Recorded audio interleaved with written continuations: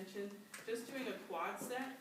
So just by actively engaging my quad, so if you're in that stretch position, just now engage your quad. Just an active quad set automatically kicks in some stretch to that antagonist, that hamstring. So very, very simple. These are things people can do very easily, multiple times through the day. Just a little quad set is going to stretch your hamstring on the opposite side, your antagonist. All right, so those were basic. So now for intermediate, low load, long duration heel prop, or prone knee extension.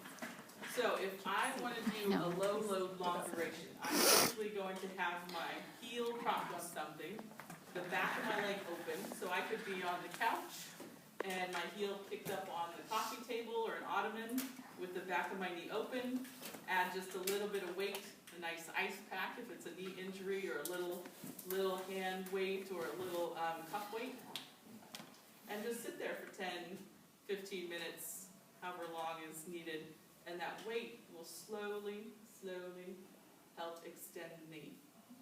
Okay? So I can do that in this position, so I'm upright with my heel prop, or I can get in prone. So if I'm in prone, now I can hang my leg. If I didn't have full extension, I can hang my leg off the end of the bed. And I can sit and watch TV for a while, or read a book, do whatever it is I want to do, and I can slowly use gravity to help assist me to stretch the hamstrings into an extended position. Okay, you'll see a lot of this post-surgically.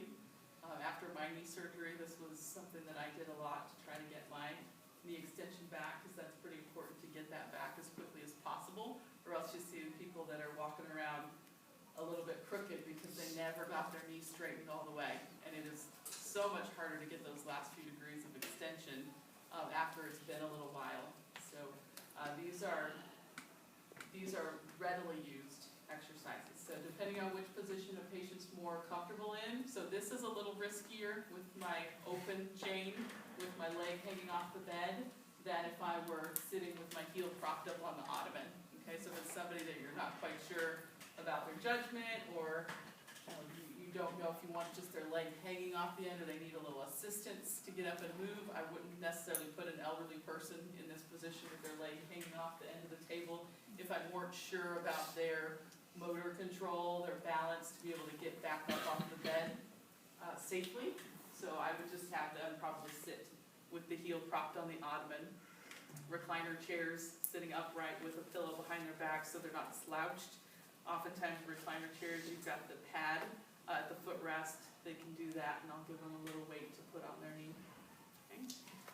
Continuing on, so with our standing knee extension stretching, so we already did this kind of thing. We can do the same thing just in standing. So instead of sitting, we've got our heel propped out in front of us. We're going to straighten the knee, and we're going to flex forward at the hips. Okay, anybody that's standing up, go ahead and do this position. So we can do that way with our foot on the ground.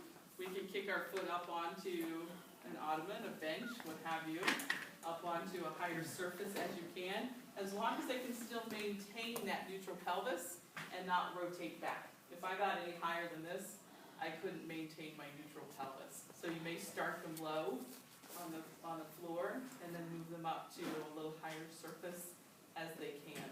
But again, it depends on my person. Do I need to have somebody in this position? Are they going to be balanced enough to be able to stand and hold that position? Maybe, maybe not. We'll gauge that patient individually. Okay? Going to be all stretched out. Make sure you're switching legs as we're practicing something, so you're not just one. Yeah, or go home